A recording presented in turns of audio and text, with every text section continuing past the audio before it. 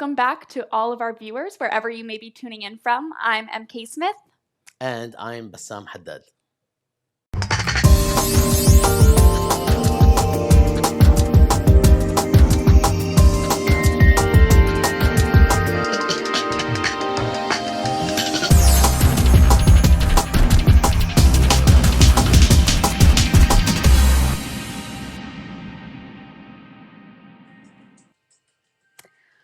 It is our pleasure to co-host the second part of the first episode of the Arab Studies Institute's new initiative, Live with ASI. For those of you who are still unfamiliar with ASI and the work that we do, we are comprised of multiple projects, including the peer-reviewed Arab Studies Journal, Tadween Publishing House, our online magazine, Jadaliya, our Status Al-Wada podcast, and the newest member of our proverbial family, the Middle East Studies Pedagogy Initiative, or MESPI. And here's what we're going to start with today. It's Dunya, Egypt, which is our next theme. Amar Adli, co-editor of the Egypt page, recently published a book with Stanford titled Cleft Capitalism, The Social Origins of Failed Market Making in Egypt, which you can find in this episode's post. This same book by Amar Adli was reviewed and of course, published in Jadaliya by Hisham Shafiq. He analyzes Adli's approach to the question, why does market-based development work in some societies and fail in others? Even though the book's findings are culturally and historically specific, the common histories of post-colonial states in the global south make it possible to draw conclusions that apply in numerous contexts. And as a reminder, MESPI recently published Joel Bainin's Essential Readings post on Marxism and the Left in Egypt. For more new text out nows or essential readings lists, visit mespi.org. And our next theme is Iran. In a piece titled Who Translated Franz Fanon's The Wretched of the Earth into Persian, Jadaliya's Iran page co-editor Iskandar Sadeghi Boujerdi finds strong evidence that the Islamic Republic of Iran's first president, Abul Hassan Benessadr, translated Fanon's anti-colonial monograph a decade before the 1979 revolution, rather than Ali Shariati, who is widely regarded as the author. Sadeghi finds that Benessadr's name was erased as a translator after the end of his tenure as president in 1981, due to his disagreements with the leadership of the new state. We also have a great book review for you. In Tehrangeles Dreaming. Tehrangeles Dreaming is the title, and the subtitle is Intimacy and Imagination in Southern California's Iranian Pop Music. In this book or review, Farzaneh Hemmasi contrasts the upbeat Iranian pop music in Tehrangeles in the late 1980s and early 1990s to the more somber music produced in Iran during the Iran-Iraq War, kind of understandably. In her review of Tehrangeles Dreaming, Aida Yalzadeh praises Hemmasi for attending to the often overlooked, or as our scriptwriter decided to write, oft overlooked, because it probably sounds more refined. It does. Oft overlooked. Thank you, Mohammed. Thanks, Muhammad. Yes. Aida Yalzadeh praises Hemmasi for attending the oft overlooked politics of pop culture, yet suggests that her argument could have benefited from attention to the influences of music in the US on the Iranian pop music scene.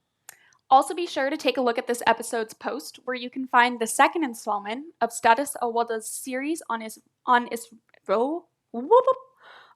Iranian feminism and revolution, titled 1979 Generation, where Shahala Talebi speaks on political prisoners and proletarian feminism. And also check out MESPI's Essential Readings on Iranian Socialism and Communism by Iskandar Sadeghi.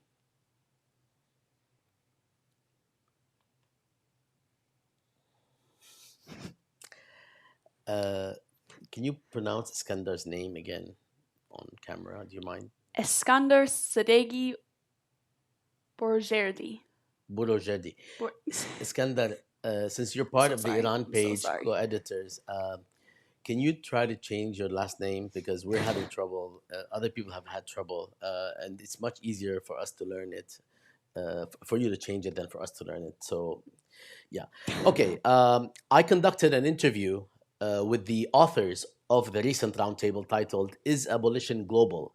Iran, Iranians, and Prison Politics," in which the authors address their arguments and why they embarked on the project. Here's what they have to say, though the longer interview will be published on Status Al Wada at statushour.com later on. So we will go to the Iran interview, which is about 12 minutes or so, and then we'll resume.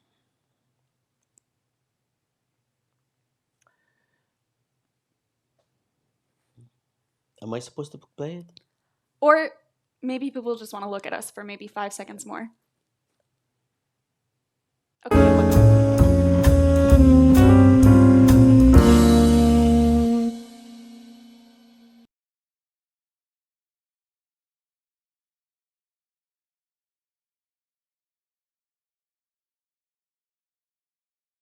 So let's get right to it. In the roundtable, you all speak about incarceration, not only in Iran, but also of Iranians abroad.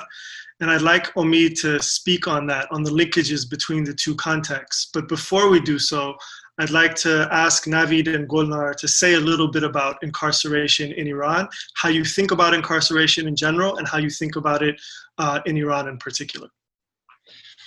Sure. Naveed, should I start? Yeah.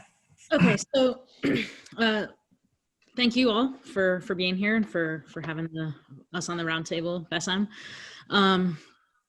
The idea for the roundtable came together because we all work on prisons and incarceration. And the way that my particular work is historical. I'm a historian, and I'm working on a project, on a book on the history of prisons and incarceration in modern Iran. So my interest in the topic and the way that I approach it has to do, it comes from a place where from a early time in my life, I knew people who had been incarcerated in Iran. It's a personal project for me.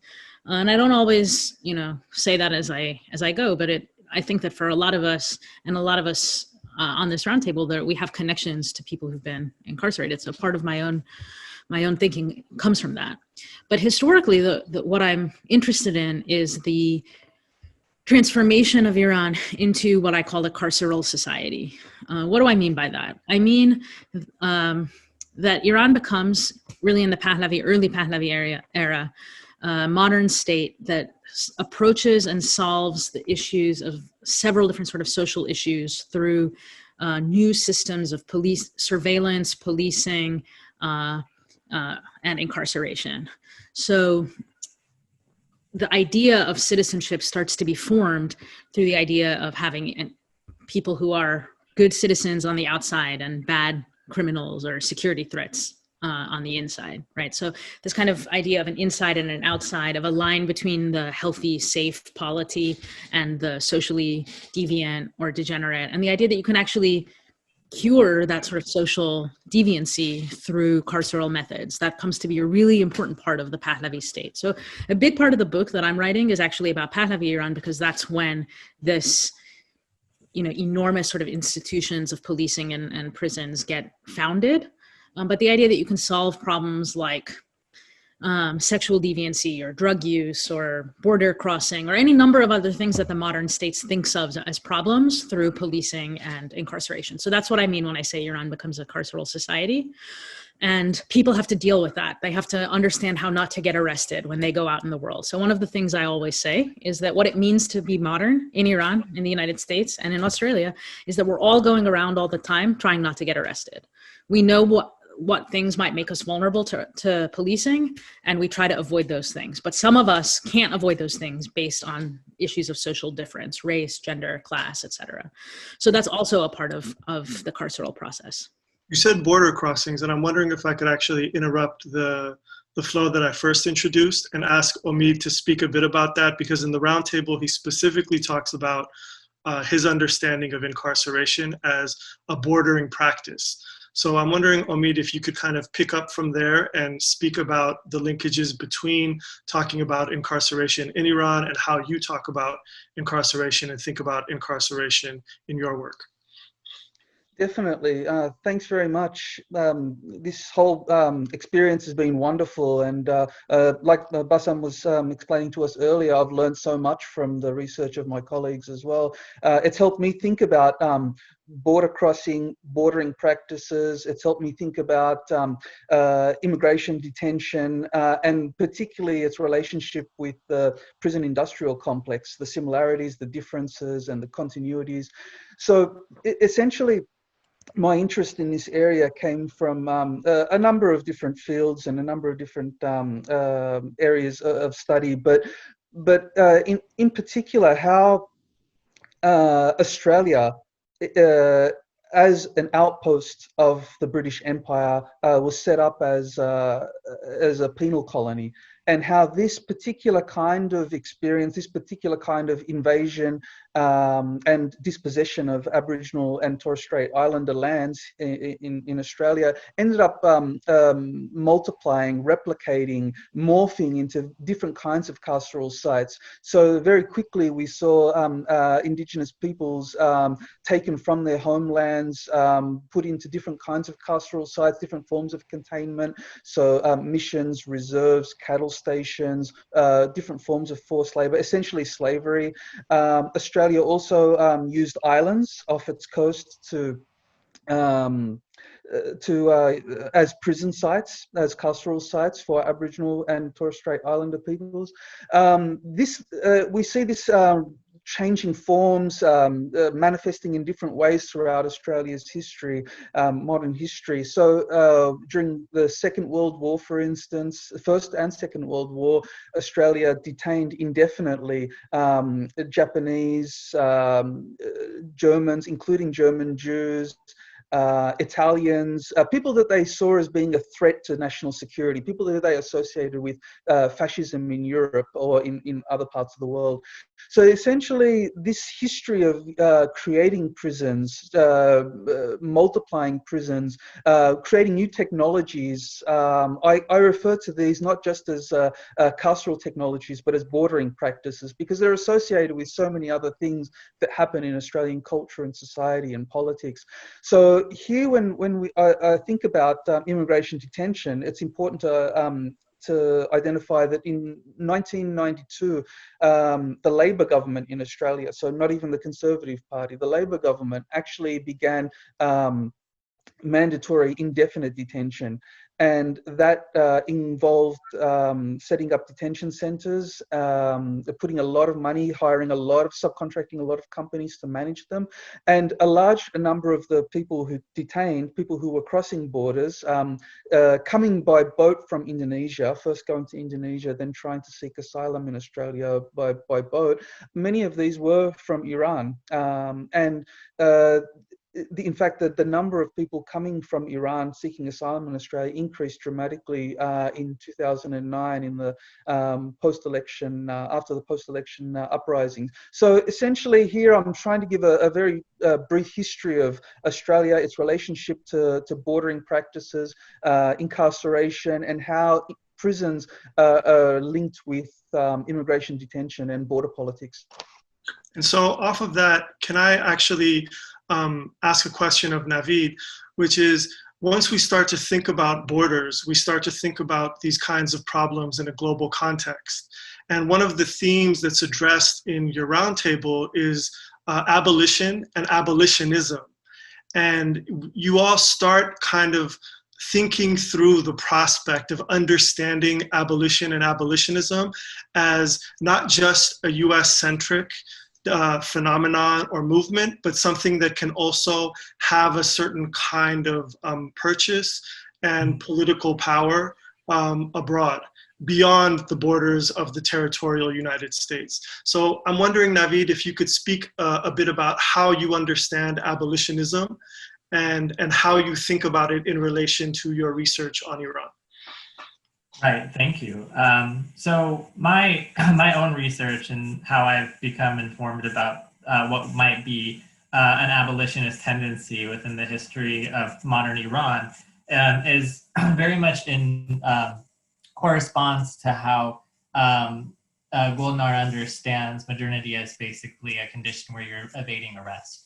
And throughout the history of modern Iran, beginning during in the Pahlavi dynasty, there was many ways in which people were devising and crafting ways of resisting arrest or evading censors. And they were doing so through in ways of trying to voice and enact practices of defense against what was effectively a carceral state. So in that context, in the absence of, say, a word that corresponds directly or as a transliteration or translation of abolition, it's through my own, local sort of, in a sense, in the United States, my own learning about abolition here, that I have a concept or a category that I can apply as a heuristic to try to organize and understand these kinds of movements in a way that corresponds to or is analogous or runs parallel with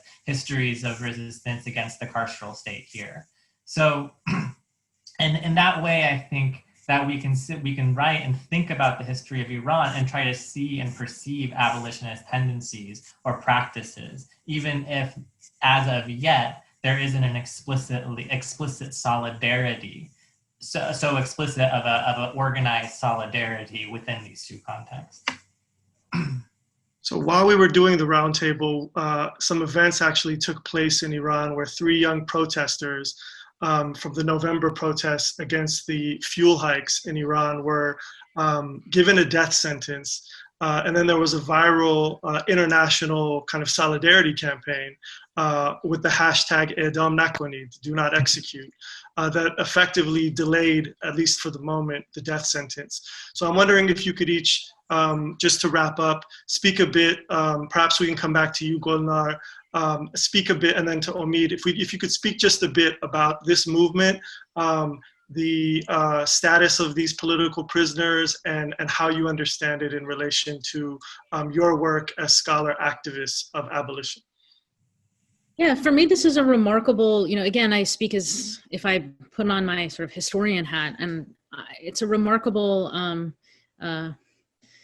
instance of something that is a long-standing phenomenon. The first time that the Iranian state mitigated sentences against Iranians due to global pressure from activists around the world was in the 1960s.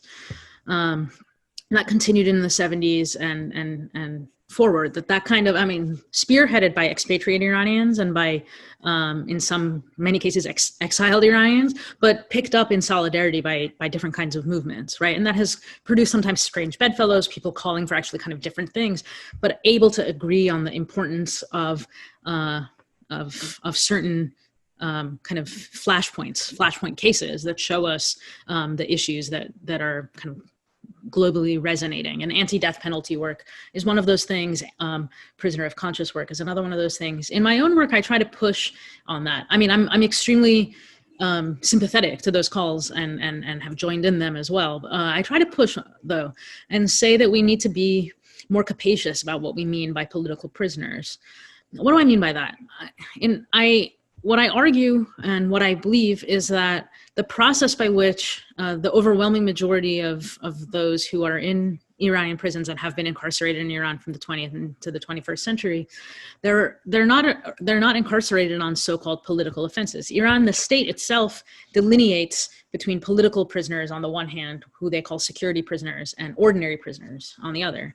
But political prisoners who get a sort of outsized voice are a small percentage of the prison population, the majority of which has always been on minor drug offenses. So how do drug offenses come to be carceralized? That's a political process. How do we think about sex work? That's a political process. Why are Afghan refugees held, captured at the border and held in border camps the way that we have similar sort of refugee camps here in the US or in Australia? That's a political process. And we have to think capaciously about connecting these movements. I think in Iran, although there isn't an abolitionist, the abolitionist framework isn't Iranian. And I struggle all the time with thinking like, okay, what is the line between a kind of solidarity in language and movement and wanting to actually have sort of localized understandings driving those movements, right? But there are actually really important movements in Iran trying to bring, for instance, public health understanding into prison reform along public health lines. Trying to, because there was a huge, for instance, HIV crisis in Iranian prisons. So public health advocates, people who are advocating for a different type of drug policy, ending of the war on drugs, decarceralizing things like, minor drug use. Those are different movements than the political prisoner movements. And to my mind, we have to find a way to start having them talk to each other. Because I think that they're sympathetic to each other in really important ways. That's where the framework of abolition is useful, even if the language is itself not indigenous to the Iranian context.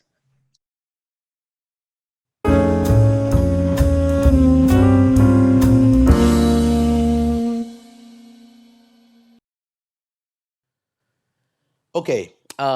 Next, we are actually going to show an important section or video by Sinan Antoon, who is in charge of the Arabic section at ASI. And he will be sharing with us some of the content that is going to be or has been published on Jadaliyya and elsewhere at ASI. So I'll let this speak for itself. In addition to that, a lot of Arabic content is now published as part of various reports at Tadween Publishing, including the Syria quarterly report, which chronicles... I didn't say Siri. All the devices heard that.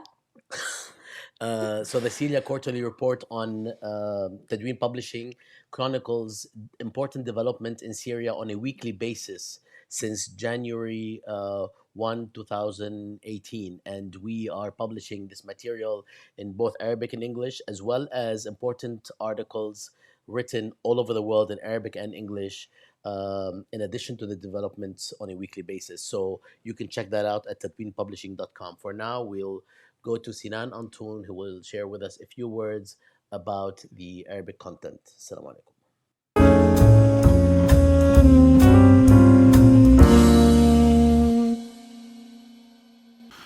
Hello everybody. We've been re-energizing the Arabic section at Jadaliyya in recent months. And highlights of what we've been publishing include selections from Native American poetry, chosen and translated into Arabic by Osama Esber, one of our editors, who also published an essay on protest poetry in the United States.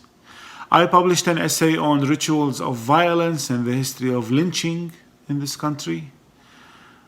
One of our regular contributors, Yazan El-Haj, continues to publish essays providing new readings of the Epic of Gilgamesh. We also published translations of essays by James Baldwin and Sarah Ahmed, and an essay by Amiel Alkalai celebrating the life and legacy of the Iraqi Jewish writer Sham'un Ballas. We continue to publish writings from young authors in the Arab world. For example, an Iraqi journalist, Nabil Saleh, published an essay about Baghdad in the aftermath of the October Revolution. We also published an essay by Ataf Al-Attar on Palestinian political prisoners in Egypt in the previous century and in this one. And hopefully we'll continue to expand and enrich the material we publish on Jadaliyya. So check us out.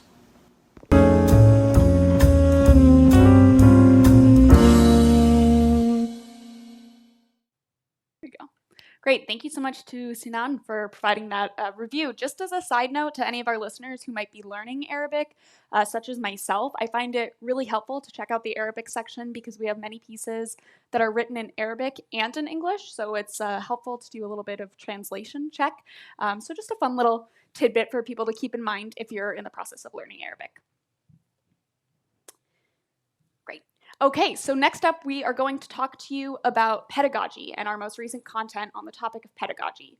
We are super grateful to have Mekarem Eljamal, the managing editor of ASI's Middle East Studies Pedagogy Initiative, to have lent her time to give us a little bit of an overview on the great work coming out of MESPI. So let's check out what she has to say.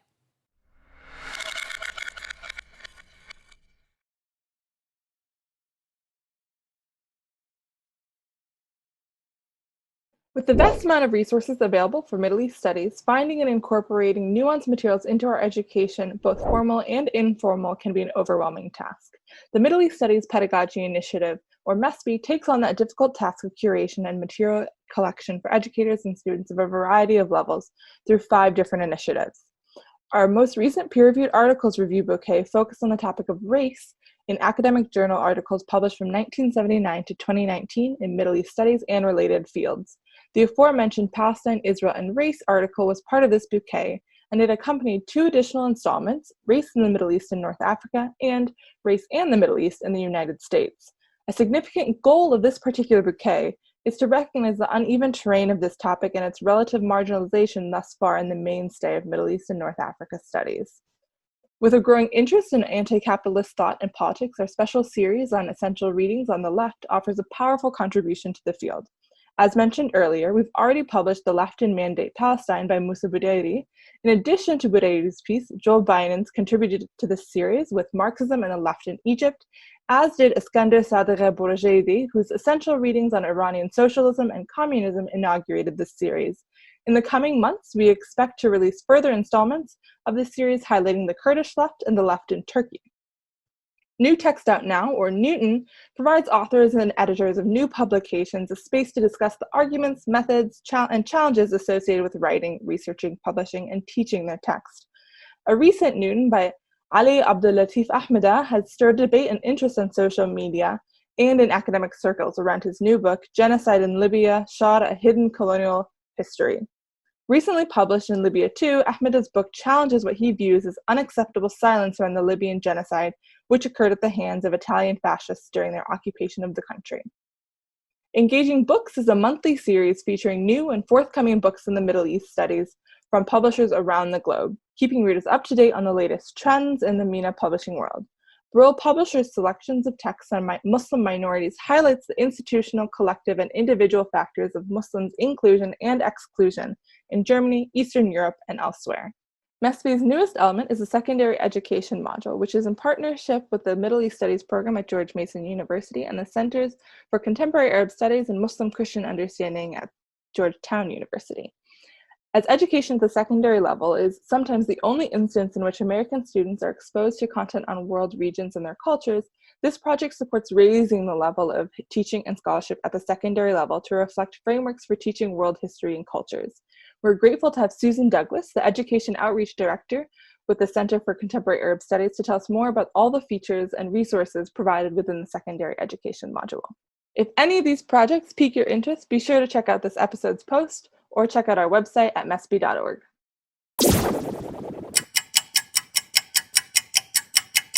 There we go. Okay, so if you didn't already know, Jadaliyya has a number of special feature pages.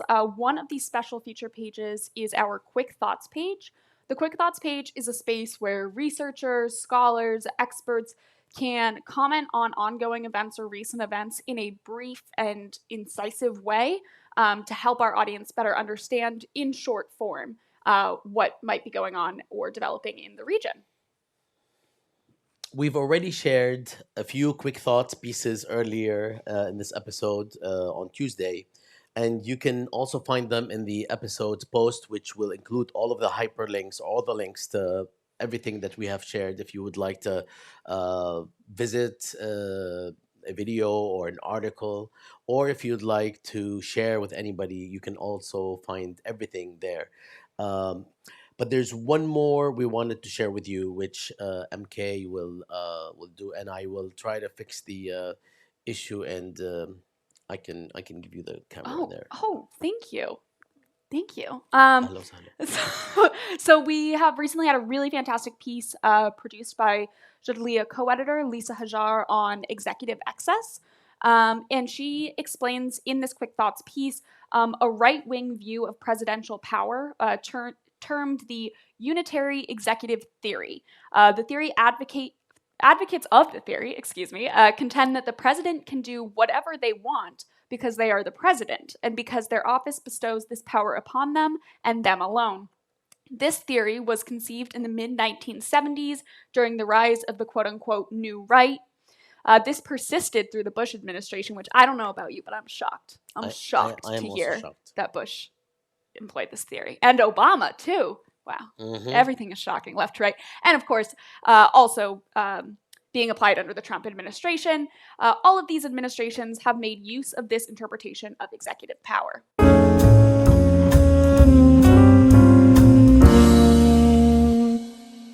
Next up, the topic of Turkey. So we have some cool things from Jadalia's Turkey page that we want to share with you.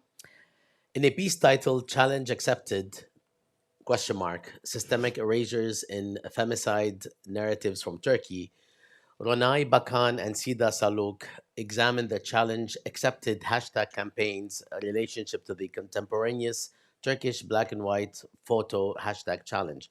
That is black and white photo with dashes, hashtag challenge, drawing attention to femicides in Turkey and the Turkish government's attempted withdrawal from the Istanbul Convention on Preventing and Combating Violence Against Women.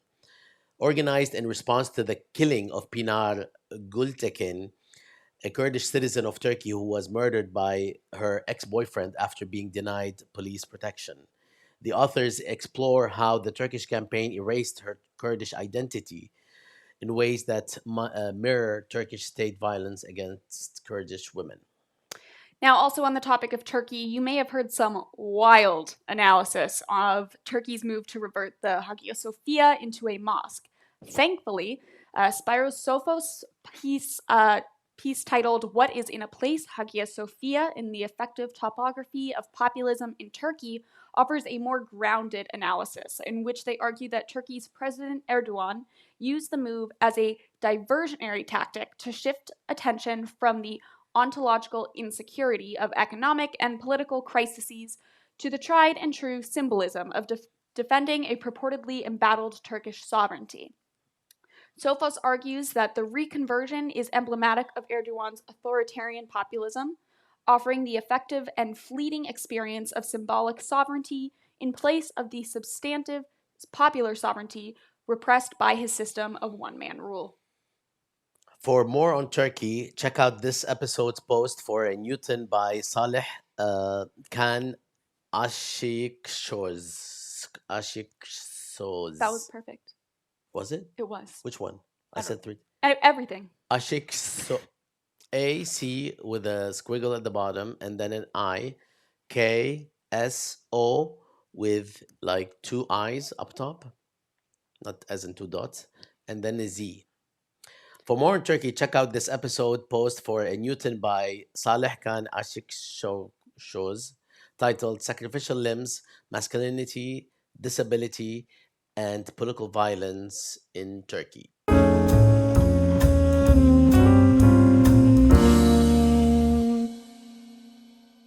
The last theme is pedagogy, kind of part 2. MESP's newest element is our secondary education module, which is in partnership with the Middle East Studies program at George Mason University and the Center for Contemporary Arab Studies and Muslim Christian Understanding Centers for Contemporary Arab Studies and Muslim Christian Understanding at Georgetown University. As education at the secondary level is sometimes the only instance in which American students are exposed to content on world religions and their cultures, this project supports raising the level of teaching and scholarship at the secondary level to reflect current frameworks for teaching world history and cultures. We are very happy to have Susan Douglas, the Education and Outreach Director with the Center for Contemporary Arab Studies and MESP's Secondary Education Module Editor, to tell us more about all the features and resources provided by the Secondary Education Module. And here we go.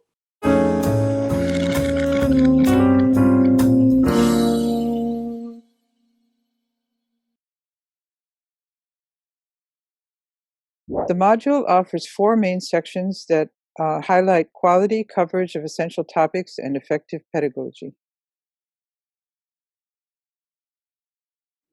The first is the resource guide, a curated list of teaching resources in 6 common categories or topics. And as you can see above, you can download the entire guide. Next is a set of curriculum units, lesson plans, and even syllabi that are free and ready to download and adapt to individual classroom settings.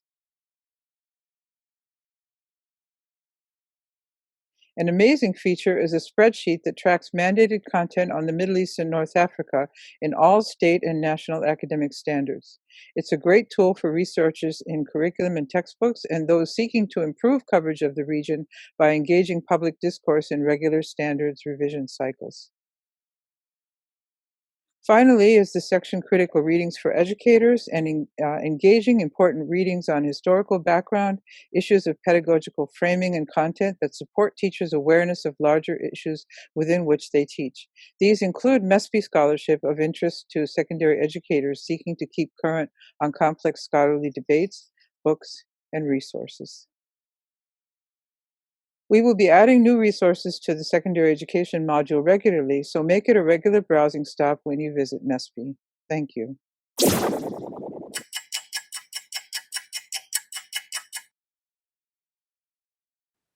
Guess what? What? It's that time of year again. It's time for internship Yes. applications.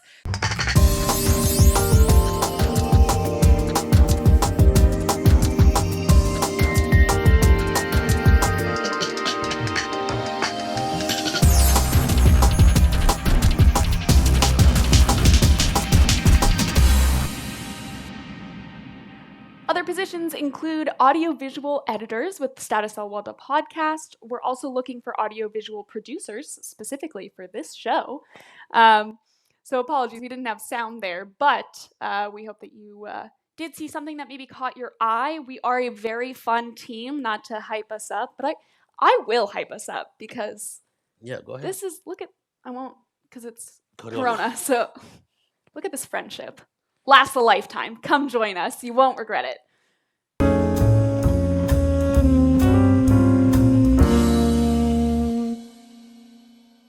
The internship program, it's basically a way to work with younger, perhaps, although we have all sorts of ages, but usually younger folks who would like to be introduced to how knowledge production and knowledge consumption works in the field of Middle East studies.